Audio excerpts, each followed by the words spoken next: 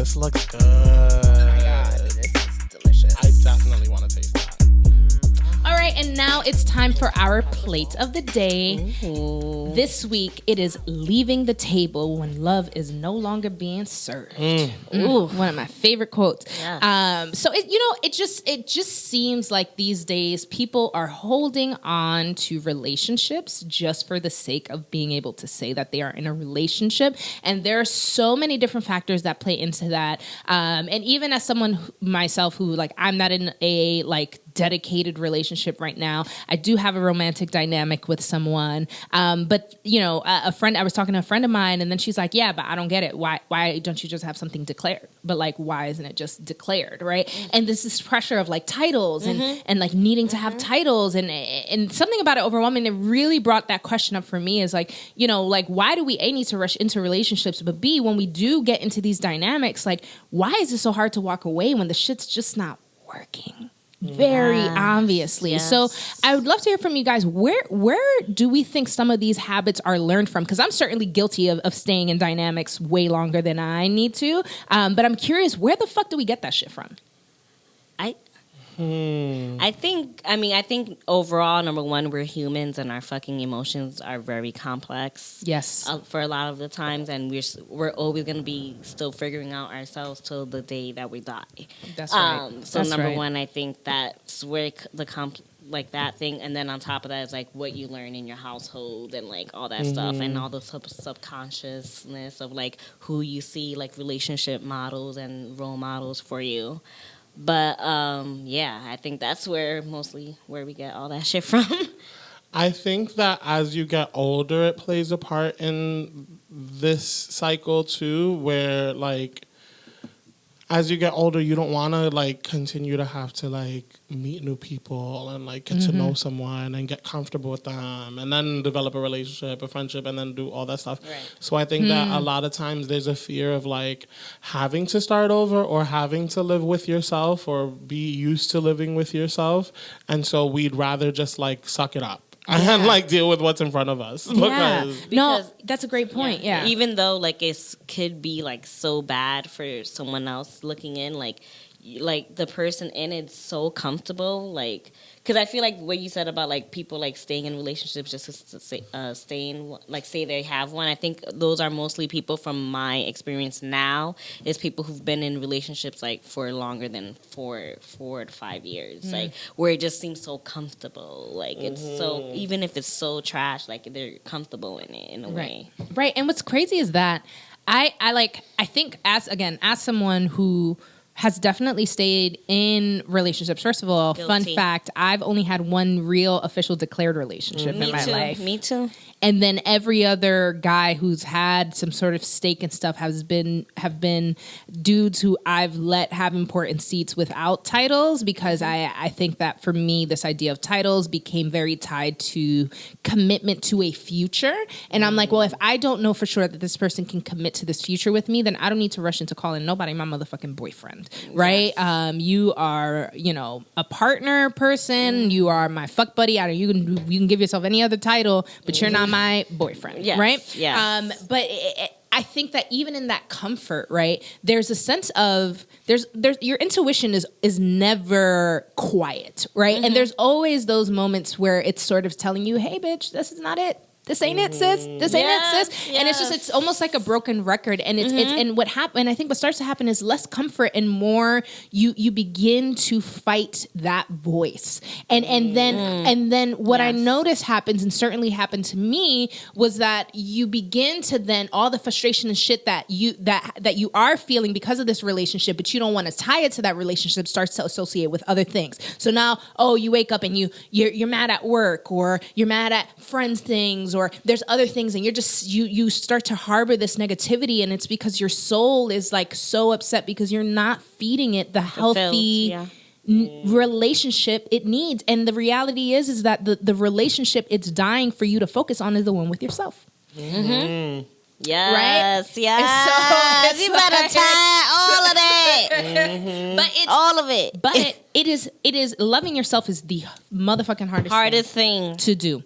It's honestly, It is. And so I think that that's part of, like, when we talk about, like, what are reasons why you find yourself staying in dynamics, I think that's the number one thing. It's because the fear of the work it takes for me to love myself makes me run away and hide into that. Because then when they are being assholes and they are doing shit, you can be like, oh, nah, because that motherfucker is this and fuck them and they don't know what to appreciate and they don't know how to love me. And it's like Mama Vida always says, how you going to expect somebody to love you if you don't even know how to fucking love yourself? And it's true, because when you love yourself enough, there's certain non-negotiables. When we were talking about those boundaries before, like, if I know somebody is not good to you, Addie, like, I don't care how much shit he buys you, whatever, that's just not it. And I'm always going to do that. But we are always willing to undersell ourselves.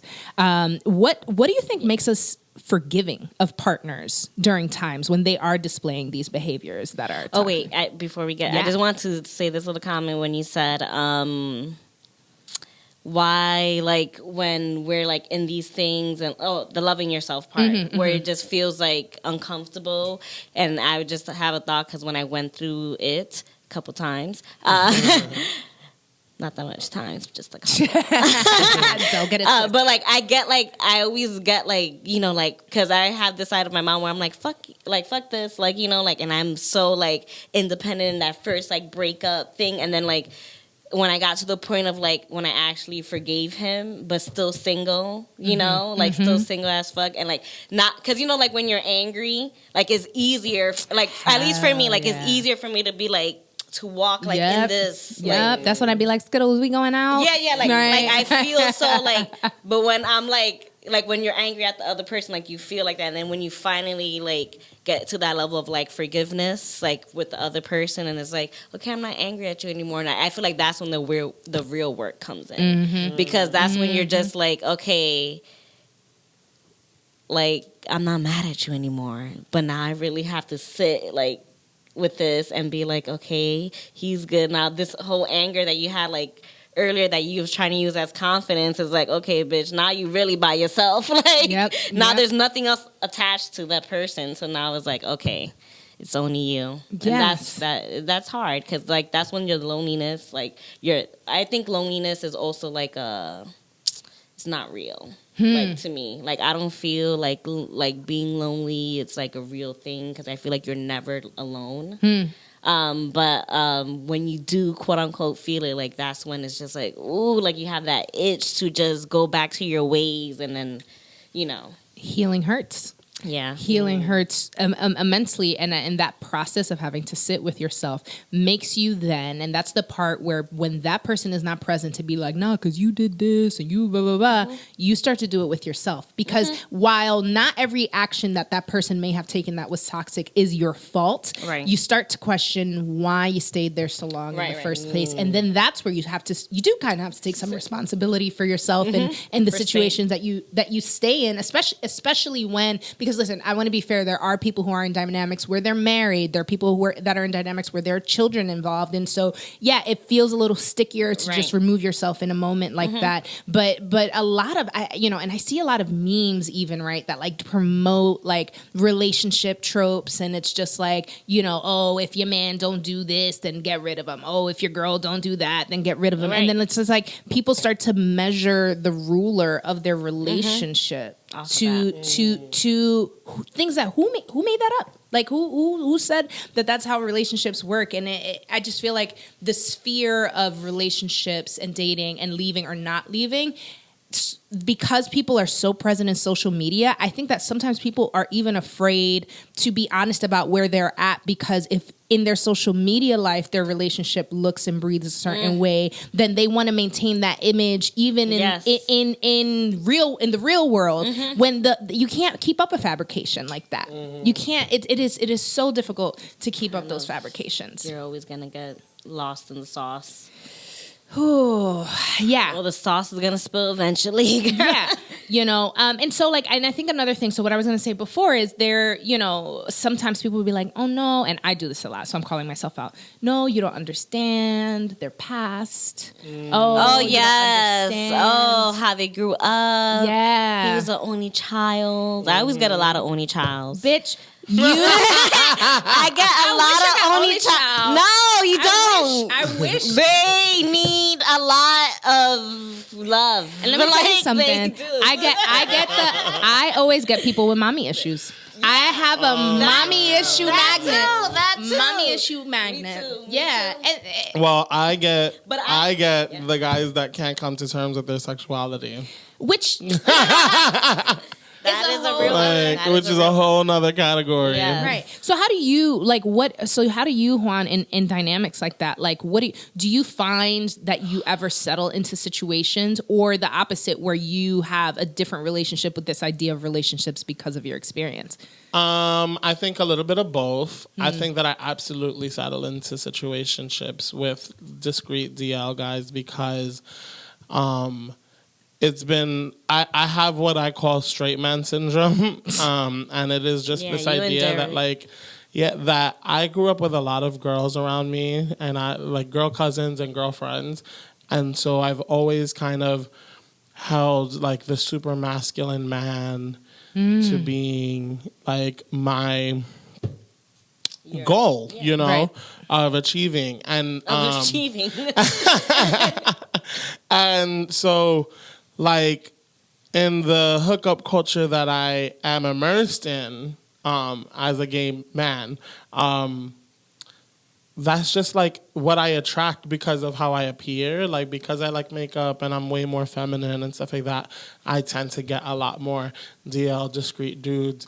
And so it's gotten to the point where I kind of got to categorize dudes, where it's like, okay, I am going to entertain you, but I am totally 100% mentally sure that this will be nothing but a hookup behind closed doors. And I'm only doing it because I am physically attracted to you. And I cannot allow myself to do anything other than be in that category with you. And then there's like this other category of like, there's potential because you are actually out. And like, Right. you know, you like actually live this life and kind of navigating where that can go. But that doesn't come along often because I'm very much also like in the other pile a lot. So, and then you got to start questioning, like, is it you who's doing it to yourself? Or is it like, you know, the situations that you're putting yourself into? I think that I'm a little jaded when it comes to the idea of relationships because I am the one in this group that has not had a real relationship. I've had a lot of situationships and almost ships, you know, but never had like someone that I was giving that title to. And so it's different, like, because I often get like the piece of advice of like, well, you shouldn't be engaging in hookup culture if that's what you really want. And like at the same time, yes, okay, I should be putting myself into situations where I'm like leading to get the outcome that I want, but then at the same time, when you have an itch, you got to scratch it. And like sometimes I want a dick in my mouth. Right. That's right. No, and that's important. and I think that that's important, and that's why. And even in some of these relationship dynamics, sometimes people will be like, "Oh, yeah, that person is cute. That person is this. Oh, so let me hold on to them for more than just the dick of the pussy." When all you really looking for is the dick of the pussy. Like, why are we putting so? And I think that that's where the influence of everything around us. And by the way, back to the our beginning point of like where we learn our habits from in the home, like being in the Latinx culture. As a woman, especially, like there is this idea that you are taught that you have to be, you are your man's lapdog, essentially, and you have to be there, and you have to be present, and you have to, and it's that same trope of the man that Juan describes, right? It's the super masculine, blah, blah, blah, man. And in Latinx culture, oftentimes these men, their only responsibility is like, listen, if I'm bringing home the bread, bitch, shut the fuck up. Right? Like I'm doing what I gotta do. If I have an itch to scratch somewhere else, be grateful. I'm still bringing home the bacon. Like type shit, and it's really, really toxic, but in a weird way, like in my, as feminist as I am, I've noticed the strings of that toxic culture. And let me be very clear. My parents, I'm so blessed to have both parents, very healthy. They have been married now for 40 years. Amazing. Like, you know what I mean? Like, wonderful dynamic, but like somehow even growing up and being around friends and what we see on TV, like you always want to be the perfect partner, whatever that means. And plus that could bring pressure onto you because like you, like this is your role model of like what it is, and it's like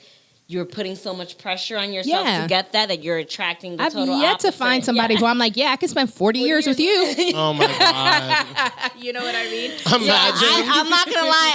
I've been like, Imagine if there was like a monitor that like you like tapped and it's like, okay, no, that's not. Working. What is the That expiration was a date on Black- this relationship? That was a Black Mirror episode. Oh, was it really? Yeah, where they like knew if their relationship had an expiration date or not. That's, you know. I have been thinking a lot about like that, like, because, you know, I do have someone that I am like involved with, but it's like they're not here. Like it's like kind of like a long distance Gotcha. thing, and there's no title, no nothing. It's just, you know, really great connection so far. I thought you were gonna say great dick for a second. Honestly, I swear to God, and I was That's gonna be a like, part of and I was gonna be like, and you know that, and you know that.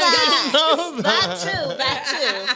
But but it's also like, you know, you start to think of your priorities. And, like, Yeah, your sorry, goals. you are more than dick, whoever you are. I'm so sorry.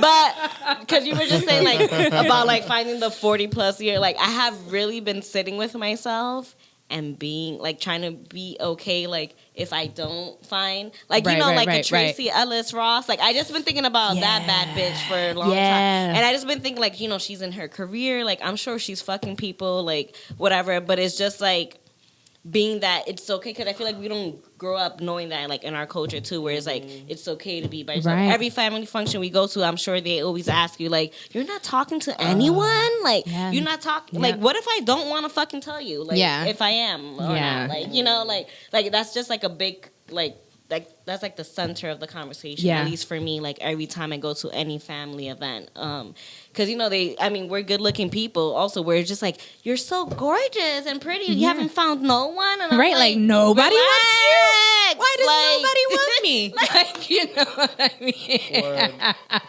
And it's not about that. Right. And it's like, I'm like, you know, I wouldn't mind being by myself and like just having random dick too. Like that's okay too. I be thinking about it. Not some random days. dick, random, but you know what I Hey, mean? random or not random, bitch. I Ain't just nobody want. gonna judge. This is. Yeah. I feel like I'm at that place where like I want consistent dick from someone who I also am comfortable with as a friend. No, but you see, that's cool and all, but I feel like at some point, like that's gonna change.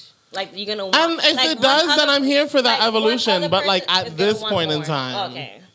Listen, that's what I want. I'm not shy to say that my old traditional ass absolutely would love to get married. Same here. Absolutely. I'm a Cancer, like, I believe in all that. I absolutely But- am a hopeless romantic to a motherfucking fault.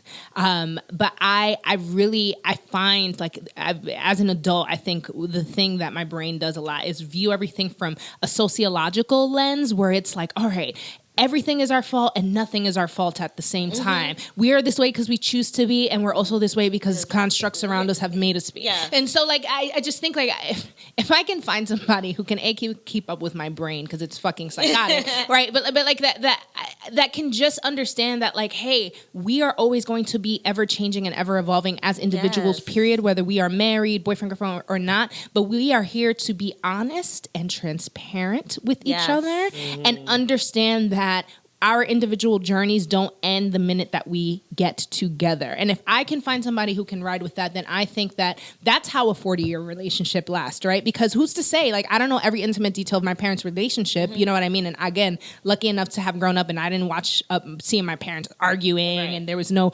violence in the household. Like, I didn't have that. But I know these motherfuckers every single day of the year for 40 years have not been getting along. Yeah. You know what I mean? Like, there had to be some pretty bickering going sure on. There's been, hey, maybe there has been some But sort they of kept it away from you guys.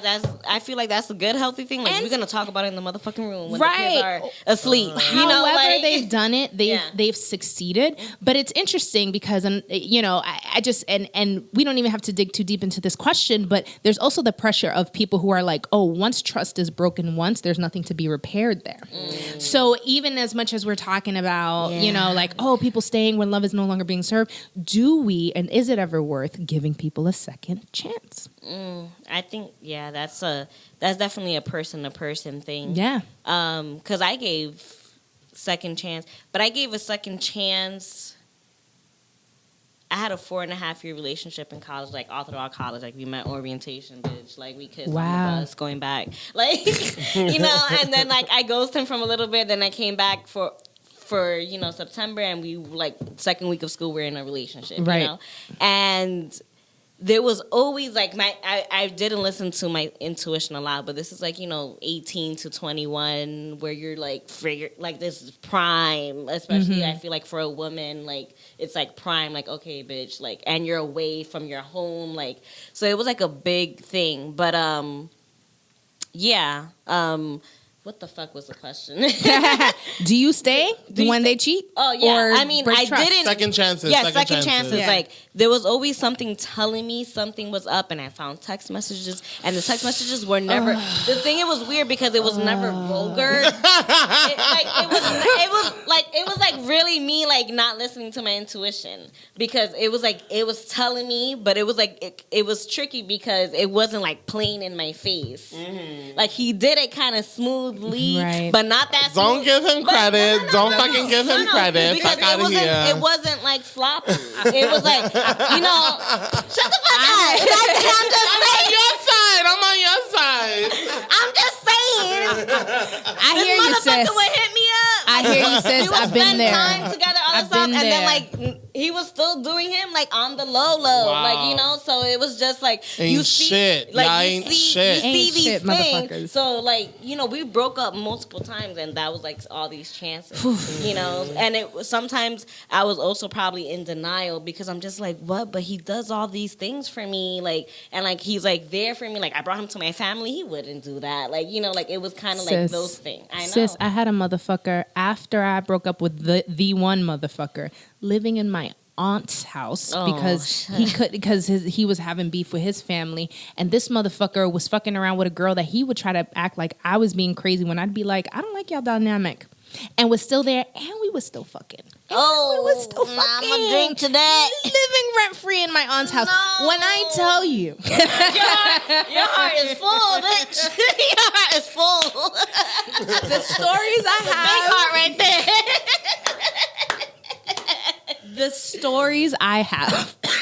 Listen, my sick niggas is like, bitch, get it out. Get it out. Yes. The stories I have. But anyway, but it is because of my getting older, reflecting, and really wanting to love myself more, because I feel like I know at this point, if I ever want to get that 40-year marriage out of anyone, I'm not going to succeed if I don't love myself first, because those poor choices of not leaving the table when love is no longer being served comes in many shapes and forms, and you'll do it with a bunch of people and it'll look different every time, but you will do it time and time again if you do not check yourself and get the fuck up when you need to leave. So second, like going back to second chances and all that, and I mean it's hard to say this because I had to through those chances I had to learn now, Yeah. So not to say everything, but it's just like there's something about that first initial, like when you even thinking about a second chance and you're just saying like you don't know. I feel like is like try to really trust that first one, because I always think like, what if I trusted that first? Not that I regret anything. I don't regret nothing at all, and I would do that shit all over again. I mean, I don't wish it upon myself, but but it's like, what if you really trusted that first, thing without giving the second chance? Like, you probably could have saved yourself from more hurt. But the lesson needs to be learned. And with that, thanks so much, Addie, for indulging that. All right, so shout out, plugs. Where can we find you? Who do you want to shout out? Yay! Okay. First, gotta shout out the New York Dose. The whole crew, the whole team. Gotta shout out my co-host, DJ Esther614. My whole team out there. We moved to a new WeWork. Which one? Should I say it? We are officially at Navy Dock. We work Dock 72. Yeah, Dock 72. Yes. That shit is like a fucking... That shit is a whole different world. Like, it's awesome. I can't wait to visit you guys. The lighting there. It's is incredible, great. So Juan. prepared for selfies over there. It is incredible. That's what she was telling me. I was like, we gotta visit. I'm just thinking about the commute that I'm gonna have to make when I'm mooching off of them. That is not. That I don't look forward it's to. It's literally like, Prospect is like maybe the most 10 minutes from there. Okay. Yeah. So it just adds a little bit more. It's deep. I did it from the Heights, and it was like an hour and 10. From the Heights. Yeah, from the Heights. But it's worth it. It's worth it. That's why we Shout out to WeWork. that's Signing why, my checks. that's why we committed to it, because it's worth it, and I feel like you guys will love it. Yes, too. absolutely. You guys got to come through. But so shout out to New York Dolls, and just shout out to y'all. Oh, thank you. You guys are out here working too. Yes. And I'm just so happy to just be a part of like a great group of friends who are just out here doing it, and everybody just out here doing it, and just keep on grinding. Thank you. Yes. Thank you. And where can we find you? Yes, you can find me at Adeloso09 on Instagram, at Adeloso on Twitter. I'm going to get back on Twitter. I need to get back on all my social. I've been working on my Twitter. all my It's social hard media now though, shit. because Twitter is like where all the Tumblr freaks went now. So like there's mad porn on Twitter. I don't be seeing that. But I have so much porn on my that's Twitter crazy. now. But and at the New York Dose, just follow, subscribe, like, comment. We are going to be back up and running with episodes every week, starting the 22nd. So Amazing. Lit. I'm Can't wait for excited. that. Yeah. Skittles, where can they find us? You can find us at Ladies Who Brunch on Instagram. You can find us on Ladies Brunch on Twitter and on all your favorite podcasting streaming networks. Yes. Yes. Thank you all so much for tuning in today. And until next time, bronche. Bronche, bronche. That's how we say brunch. Here's to the ladies who say this.